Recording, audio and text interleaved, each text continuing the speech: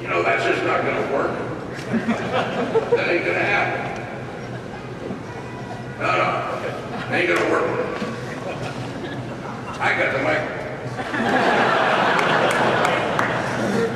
It's interesting that if you buy insurance if you buy health insurance from an insurance company, they're required by state law to have reserves set up to pay future liabilities, right? That's every insurance company that sells health insurance has to have a reserve. And yet, Americans are forced to pay a premium into a program called Medicare that has no reserve. And in fact, it is the biggest Ponzi scheme that has ever been invented.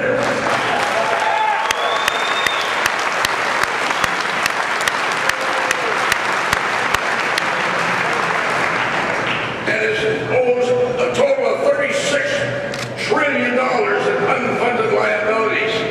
And Mr. President, you think the government can run a health insurance program? It was August 4th, 1977, when Jimmy Carter declared war on energy independence and created the Department of Energy. I was in Congress at the time. I said, yes, let's go get energy independence and not be dependent upon foreign supply. Every president since then has declared war on 31 years later. The Department of Energy is costing us $26 billion, paying 16,000 employees and 100,000 under contract. We're no closer to energy independence than we did 31 years ago. And Mr. President, you think the government can run a health care program?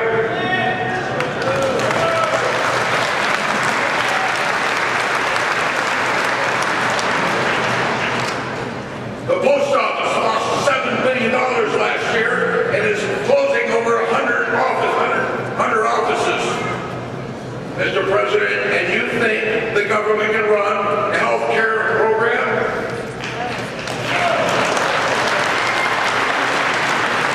The Federal Reserve was created by the Federal Reserve Act of 1913 to bring stability to our currency, to provide direction and to control our currency.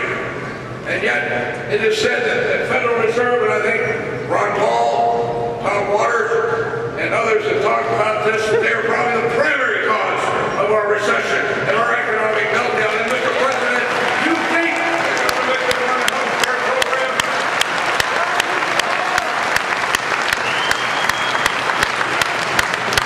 The government created Freddie Mac and Fannie Mae to provide low-interest loans to people who could not afford market-rate loans.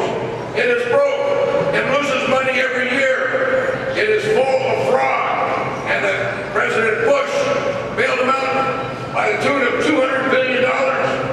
And when President Obama came in, he doubled that to $400 billion. And Mr. President, you think the government can run a health care program?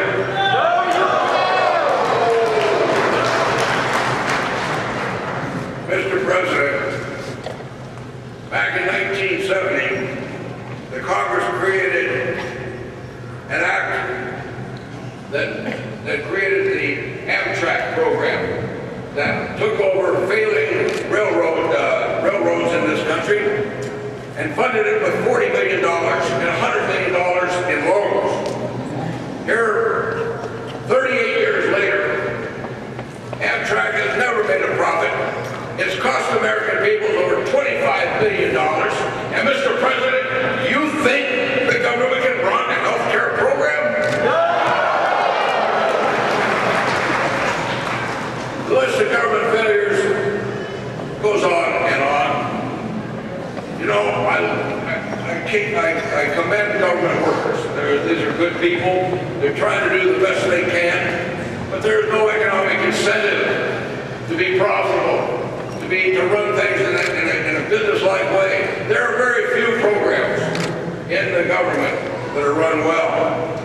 So, Mr. President and members of Congress, if the government has failed year after year to solve our energy crisis, if the government has bankrupted the Medicare program,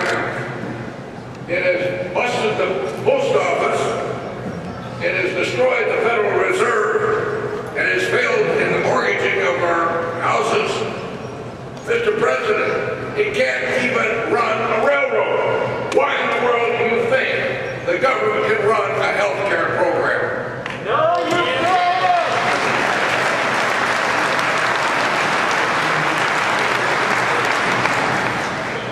Einstein once said that the definition of insanity is doing the same thing over and over again and expecting different results. Well, the only way out of this mess lies with the restoration of economic liberty, free markets, and constitutional republic, which our country was founded on.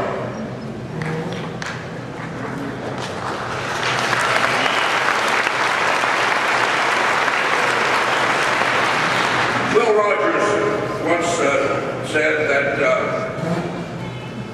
when the chips are down, the buffalo is empty.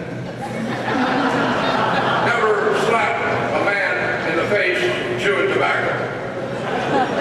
Never kick a cow pie on a hot day. And never miss an opportunity to shut up.